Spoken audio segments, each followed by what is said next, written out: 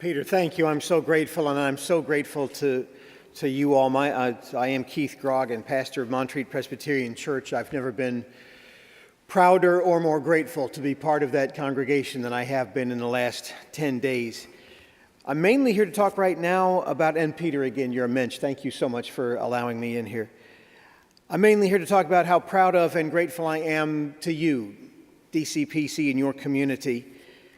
From practically the moment that the storm hit, actually literally from the moment the storm hit, you were receiving offerings and working on rescue and relief for us in Western North Carolina, and we will never forget it.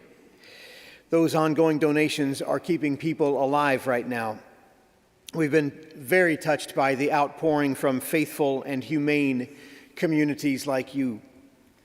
I had the honor of being at a Rosh Hashanah service at Temple Bethel in the Charlotte area just the other night. They prayed for Israelis, they prayed for Palestinians, they prayed for the people of Western North Carolina.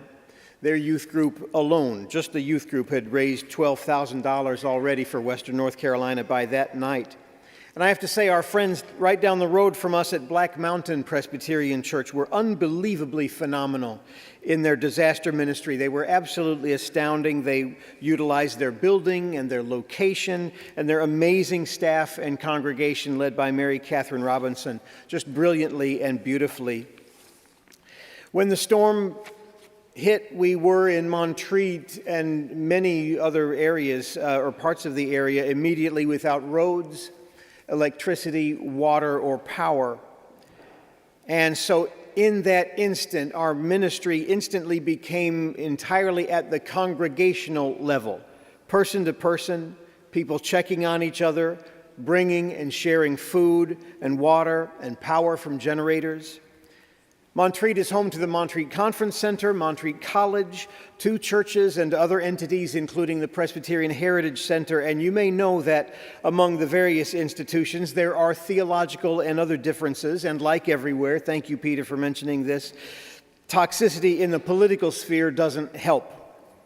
But all that goes out the window when you don't know if your neighbor, who is your friend, has food or water or the medication that they need, maybe for days at a time. We are all in Montreat a community, and membership in that community has nothing to do with which side of those iconic arches at the entryway that you live on. So I'm not here to ask you for money or donations for Montreat Presbyterian Church. Our people are displaced for the time being, and our church is in diaspora. But the church is going to be okay. We own no buildings or real estate. We have a covenant agreement with our amazing mission partners who are the Montreat Conference Center. You wouldn't believe the heroism of their staff, from my friend President Richard DuBose, all the way to the leadership of every member of the staff and the crews and the other leaders, and every employee of that marvelous institution. Also the town employees, literally heroic and literally saving lives. The suffering in communities around Montreat is devastating. Asheville, Swannanoa, Marshall, those brave people directly involved in recovery are being traumatized, and they need our prayers, speaking of gentleness.